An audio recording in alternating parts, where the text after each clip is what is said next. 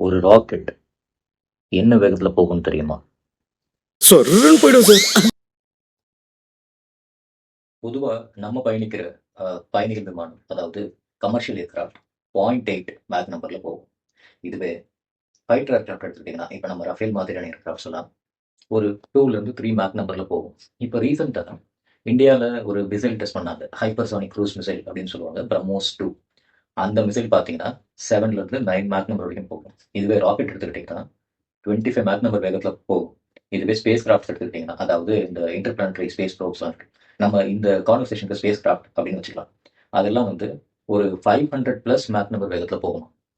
இப்போ நம்ம பஸ்லயோ ட்ரெயின்லயோ டிராவல் பண்ணும்போது என்ன வேகத்தில் போறீங்க அப்படின்னு கேட்டிங்கன்னா, ஒரு 1000 km/h வேகத்தில் போகணும், ஒரு 80 கிலோமீட்டர் வேகத்தில் போகணும் அப்படின்னு தான் நம்ம சொல்லுவோம். அது ஏன் இந்த ஏரோப்ளேன் மட்டும் மேக் நம்பர் அப்படின்ற ஒரு வேகத்தில் சொல்றாங்க? இந்த மேக் நம்பர்னா என்ன?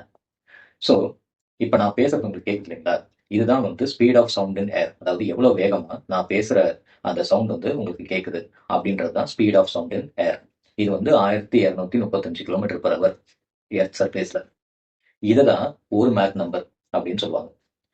இது இப்போ ஒரு ஏரோப்ளேன் 1 மேக் நம்பர்ல பறக்குது அப்படின்னா 1235 km/h பறக்குது அப்படின்னு தானே அர்த்தம். அது ஏன் டைரக்டா நம்பர்லயே சொல்லிடக்கூடாது? எதுக்கு இந்த மேக் நம்பர் அப்படின்னு ஒரு டேர்மை கொண்டு வந்தாங்க அப்படின்றது உங்களுக்கு புரியணும் அப்படின்னா, நீங்க இந்த ஸ்பீட் ஆஃப் சவுண்டை பத்தி இன்னும் கொஞ்சம் நல்லா தெரிஞ்சுக்கணும். இப்போ நான் எர்த் சர்ஃபேஸ்ல 1235 km/h இந்த சவுண்டோட ஸ்பீடு வந்து இருக்கும்னு சொன்னேன். இதுவே ஒரு 30,000 அடியில, அதாவது ஏரோப்ளேன் பறக்கிற ஒரு ஆல்டிடியூட்ல நீங்க இதே ஸ்பீடை மெஷர் பண்ணீங்க அப்படின்னா 1062 km/h தான் இருக்கும். 1062 km/h, அதாவது 200 km/h டிஃபரன்ஸ் தரைக்கும் இந்த ஆல்டிடியூடுக்கும் இருக்கும். இதோட காரணம் என்னன்னா, சவுண்ட் வந்து கோல்டான ஏர்ல, குளிர்ச்சியான காற்றுல மெதுவா போகும்.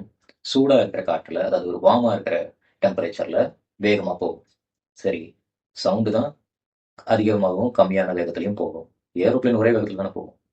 ஏன் இப்போ சவுண்டோட வேகத்தையும் ஏரோப்ளேனோட வேகத்தையும் கம்பேர் பண்ணி பேசணும் அப்படின்ற கேள்விக்கு நீங்க இன்னும் 3 பேராமீட்டர்ஸ் பத்தி தெரிஞ்சுக்கணும். அது வந்து இந்த காற்றோட ப்ரெஷர், டெம்பரேச்சர், டென்சிட்டி. டெம்பரேச்சர்னா நமக்கு எல்லாம் தெரியும். ஒரு குளிர்ச்சியோ இல்ல ஒரு சூடையோ அளக்கிற ஒரு மெஷர்மெண்ட். ப்ரெஷர்னா அழுத்தம், இங்கே காற்று அழுத்தம். டென்சிட்டி அப்படின்னா அடர்த்தி, இங்கே காற்றோட அடர்த்தி. இந்த 3 பேராமீட்டர்ஸும் ஒரு ஏரோப்ளேன் பறக்கிறதுக்கு ரொம்ப முக்கியமான விஷயம். ஆனா நம்ம இயற்கையில இந்த சவுண்டோட வேகத்தை விட ஒரு பொருள் அதிகமா பயணிக்கும் போது இந்த 3 ப்ராப்பர்ட்டிஸும், அதாவது டெம்பரேச்சர், ப்ரெஷர், அப்புறம் டென்சிட்டி, இந்த 3 ப்ராப்பர்ட்டிஸும் ரொம்ப அஹ், ரொம்ப டிராஸ்டிக்கா, எனக்கு தமிழ் வார்த்தை வரல, டிராஸ்டிக்கா சேஞ்ச் ஆகும். ஸோ, ஒரு குறிப்பிட்ட ப்ரெஷரையும், டெம்பரேச்சரையும், டென்சிட்டியையும் ஹேண்டில் பண்ற அளவுக்கு வடிவமைக்கப்பட்ட ஒரு ஏரோப்ளேனால இந்த பேரியரை தாண்டும் போது நடக்கிற இந்த டிராஸ்டிக் ப்ரெஷர் சேஞ்சஸோ இல்லை டென்சிட்டி சேஞ்சஸையோ தாங்க முடியாது. அதனால தான் இந்த ஸ்பீட் ஆஃப் த ஏரோப்ளேனை எப்பவுமே சவுண்டோட ஸ்பீடை விட கம்மியாக வச்சுக்கவே ட்ரை பண்ணுவாங்க. ஆனால் சில எக்ஸப்ஷன்ஸ் இருக்கு. இப்போ இந்த ஃபைட்டர் ஏர்க்ராஃப்ட் நான் சொன்னேன் இல்லைங்களா, சவுண்டோட 2 மடங்கு அதிக வேகத்தில் போகும் அப்படின்னு சொன்னேன். மிசைல்ஸ் எல்லாம் 5 மடங்கு அதிக வேகத்தில் போகும் அப்படின்னு சொன்னேன். ஸோ இந்த மாதிரி ஏர்க்ராஃப்டை இந்த டிராஸ்டிக் சேஞ்சஸை, இந்த சவுண்ட் பேரியரை கடக்கும் போது, இந்த 1235 கிலோமீட்டர் வேகத்தை கடக்கும் போது ஏற்படுற இந்த காற்றழுத்தத்தோட மாற்றங்களையும் அடர்த்தியின் மாற்றங்களையும் சமாளிக்கிறதுக்கு ஏதுவா தயாரிச்சிருப்பாங்க. அதனாலதான் நாம இந்த சூப்பர் சானிக் ஏர்கிராஃப்ட்ஸ் எல்லாம் இப்போ பார்க்க வைக்க முடியுது. ஸோ மேக் நம்பரை ஏரோப்ளேனோட ஸ்பீடுக்கு கம்பேர் பண்றதுக்கான ரீசன், சவுண்டோட ஸ்பீடை ஏர்கிராஃப்ட் கிராஸ் பண்ணதா இல்லையா, அதுக்கு ஏற்ற மாதிரி நம்ம அதை டிசைன் பண்ணணும் அப்படின்றதுக்காக. அதை ஏன் நம்பராகவே வச்சுக்கல அப்படின்றதுக்கான ரீசன் என்னன்னா, இந்த சவுண்டோட ஸ்பீட், அதாவது ஸ்பீட் பேரியர் அப்படின்றது ஒரு ஃபிக்ஸட் நம்பர் கிடையாது. அது டெம்பரேச்சரை பொறுத்தும் ஹைட்டை பொறுத்தும் மாறிக்கிட்டே இருக்கும். ஆனா அந்த மாறுற இடத்துல தான் இந்த பேராமீட்டர்ஸ் எல்லாம் சேஞ்ச் ஆகுது. ஸோ மேக் நம்பர் நம்ம ரெஃபரன்ஸா வச்சு ஒரு ஏரோப்ளேன் டிசைன் பண்ணோம் அப்படின்னா இந்த சேஞ்சஸை நம்மளால கணக்கில் எடுத்துக்கிட்டு டிசைன் பண்ண முடியும். இதுதான் ரீசன். ஸோ முதல்ல மேக் 1 அப்படின்றது ஒரு சவுண்டோட வேகத்துக்கு போகக்கூடிய ஏர்பிளேன். இந்த மேக் 1-ஐ விட கம்மியா பயணிக்கிற எல்லா ஏரோப்ளேனும், ஹெலிகாப்டரும் சப்சானிக் வெஹிக்கல்ஸ் அப்படின்னு சொல்லுவாங்க. சப்சானிக், சானிக் அப்படின்னா சவுண்டு, சப் அப்படின்னா சவுண்டோட வேகத்தை விட கம்மியா பயணிக்கிறது. ஸோ சப்சானிக் ஏர்கிராஃப்ட் அப்படின்னு சொல்றாங்க. இதுவே ஒரு சவுண்டை விட 2 மடங்கு இல்ல 3 மடங்கு அதிகமான வேகத்துல பயணிக்கக்கூடிய ஏரோப்ளேன்ஸை சூப்பர் சானிக் அப்படின்னு சொல்றாங்க. இந்த சவுண்ட் பேரியரை கிராஸ் பண்ணுது இல்லைங்களா, லைக் ஒரு 0.8 1.2, அந்த சவுண்டோட வேகத்துக்கு இணையா இல்லாத கொஞ்சம் அதிகமா பார்க்கக்கூடிய அந்த ஸ்டேஜை டிரான்சானிக் அப்படின்னு சொல்றாங்க. அதாவது சப்சானிக்ல இருந்து சூப்பர் சானிக்கு போகக்கூடிய அந்த டிரான்சிஷன் ஸ்டேஜை டிரான்சானிக் அப்படின்னு சொல்றாங்க. இந்த ஸ்டேஜ் எதுக்கு இம்பார்ட்டன்ட் அப்படின்னா, இங்கே தான் இந்த ப்ராப்பர்ட்டி சேஞ்சஸ், அதாவது நம்ம டிராஸ்டிக்கா ப்ராப்பர்ட்டி சேஞ்ச் ஆகும்னு சொன்னோம் இல்லைங்களா, அந்த ப்ராப்பர்ட்டி சேஞ்சஸ் இந்த டிரான்சானிக் ஸ்டேஜ்ல தான் நடக்கும். ஸோ ஒரு மேக் நம்பரை விட கம்மியாக பறக்கிற ஏரோப்ளேனை சப்சானிக்கணும், 1 மேக் நம்பரை விட அதிகமாகவும் 3 மேக் நம்பரை விட கம்மியாகும் இதுக்கு இடைப்பட்ட வேகத்தில் பறக்கக்கூடிய ஏரோப்ளேனை சூப்பர் சானிக்கணும், 5 மேக் நம்பருக்கும் அதிகமாக பறக்கக்கூடிய ஏரோப்ளேனை ஹைப்பர்சானிக் ஏர்கிராஃப்ட்ஸும் சொல்றாங்க.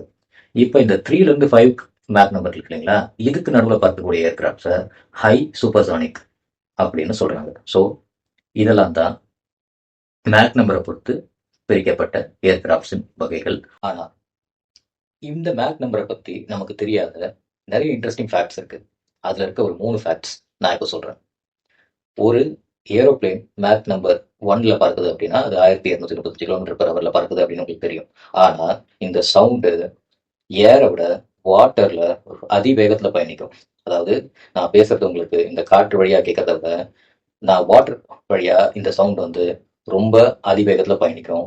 ஸோ ஒரு வாட்டர் வெஹிக்கிள், ஒரு நீர்மூழ்கி கப்பல் மேக் 1ல பயணிக்குது அப்படின்னா அது இந்த விமானத்தை விட அதிவேகமாக பயணிக்குது அப்படின்னு அர்த்தம். இது வரைக்கும் மேக் 1ல பயணிக்கிற நீர்மூழ்கி கப்பலை எக்ஸ்பெரிமெண்ட் தான் பண்ணிட்டு இருக்காங்க, இன்னும் வரல. ரெண்டாவது இன்ட்ரெஸ்டிங் ஃபேக்ட் என்னன்னா, இந்த மேக் நம்பர் எர்த்தோட அட்மாஸ்பியர்ல ஒரு ஸ்பீட்ல போகும். அதுவே வேற ஒரு கிரகத்துல, இப்போ ஒரு மார்ஸ்ல பாத்தீங்கன்னா மார்ஸுக்கும் ஒரு அட்மாஸ்பியர் இருக்கும், அந்த மார்ஸோட அட்மாஸ்பியர்ல வேற ஸ்பீட்ல போகும். இது ஏன் அப்படின்னு கேட்டீங்கன்னா, எர்த்தோட அட்மாஸ்பியர்ல நைட்ரஜனும் ஆக்சிஜனும் தான் அதிகம். ஸோ இந்த நைட்ரஜன் அண்ட் ஆக்சிஜன்ன்ற கேசஸ்ல ஸ்பீட் ஆஃப் த சவுண்ட் வேற, மார்ஸ்ல இருக்கிற டிஃப்ரெண்ட் கைண்ட்ஸ் ஆஃப் கேசஸ், அதாவது வேற ஏதோ ஒரு டைப் ஆஃப் கேஸ்ல ஸ்பீட் ஆஃப் சவுண்ட் வேற. ஸோ மேக் நம்பர் பூமியில இருக்கிற அதே நம்பர் தான் வேற ஒரு கிரகத்துலையும் இருக்கணும், வேற ஒரு வாயுவாளன கிரகத்துலையும் இருக்கணும் அப்படின்ற அவசியம் கிடையாது. மூணாவது ரொம்ப இன்ட்ரெஸ்டிங் ஃபேக்ட், நம்ம வந்து இப்போ பிரம்மோஸ் அப்படின்ற ஒரு மிசைலை ஹைப்பர்சானிக்ல டெஸ்ட் பண்ணோம். அது வந்து 7 மேக் நம்பர்ல போகுது, 7லேருந்து 9 மேக் நம்பர் வரைக்கும் போகுது. அதாவது சவுண்டை விட 7 மடங்குல இருந்து 9 மடங்கு அதிக வேகத்துல போகுது. இப்படி போற டைம்ல என்ன நடக்கும் அப்படின்னா, நம்மளை சுத்தி இருக்க ஏர்லாம் இருக்குங்களா, அது வந்து ரொம்ப அதிகமா ஹீட் ஆகும். ஏன்னா அவ்வளோ வேகத்தில் போகும்போது அந்த ஏர் வந்து மிசைல் மேலே உராயும் போது ரொம்ப அதிகமாக ஹீட் ஆகும். அந்த ஹீட்னால இந்த நைட்ரஜன் அண்ட் ஆக்சிஜன் மாலிக்யூல்ஸ் அயான்ஸா மாறி அயனைஸ் ஆகும். இந்த அயனைஸ் ஆகிற லேயர் தான் இந்த மிசைலை சுற்றி இருக்கும். So when we go higher and higher in speeds, இந்த மாதிரி டிராஸ்டிக் டிஃபரன்சஸ் நம்மளை சுற்றி இருக்கிற அட்மாஸ்பியர்ல ஏற்படும். தேங்க்யூ. இன்னொரு இன்ட்ரெஸ்டிங் ஃபேக்ட்ஸோட உங்களை நான் வந்து சந்திக்கிறேன்.